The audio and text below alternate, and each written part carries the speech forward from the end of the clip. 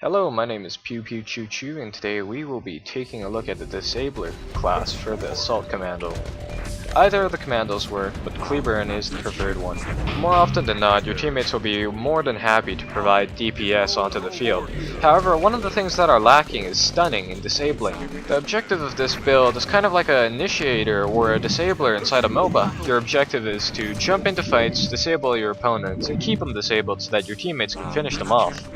But let's not get ahead of ourselves. One of the key aspects of this build is the ability to recall your units after a fight. Most of the units you'll be using are a little fragile, so you'll have to use this ability very liberally. Either after a fight or when your units have been harassed for a long period of time, it's often a good idea to bring them somewhere safe and use the recall feature by selecting them and pressing the N key. If your units die on the battlefield, your units will have a very long respawn timer. If you recall them, this respawn timer will be cut in half.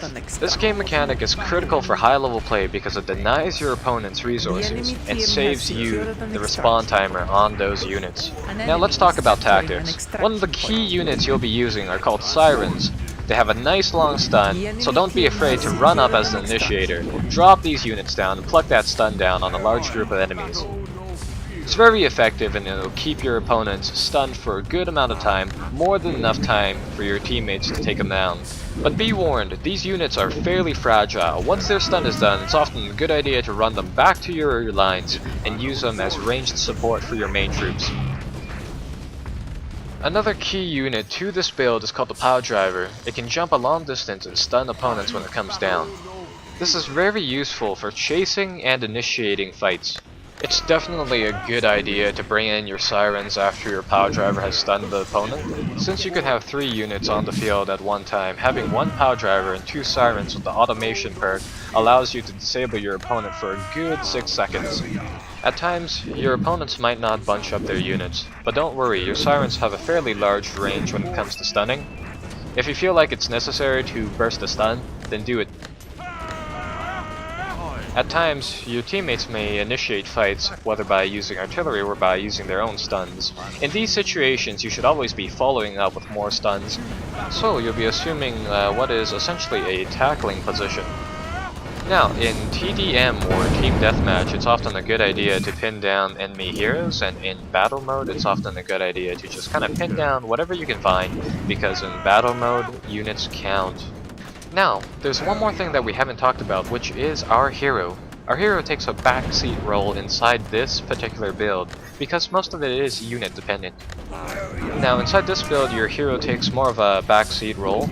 Now, using Cleburne, your main objective will be to use him to jump in and out of fights to deploy your troops. Using the sledgehammer, you can use it to further stun your opponents, and using the katana or the sword, you can inflict heavy damage and kill a few enemy heroes while you're at it. The main weakness of this build is its lack of armor-penetrating weapons and its inability to deal with AoE weapons. Your units are mostly fragile, so I recommend picking a good ability to counter these. Now, onto the build information. Now, first and foremost, your core units will be Sirens and Pile Drivers. These are absolutely necessary for this build to work. Additionally, automation is highly recommended so that you can get a second Siren or a second Pile Driver.